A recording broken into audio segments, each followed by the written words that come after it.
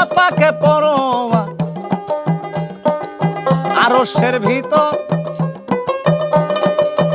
অনেক লোকে বসে আছে দেখো তখন আল্লাহ জিবরাইলকে ডেকে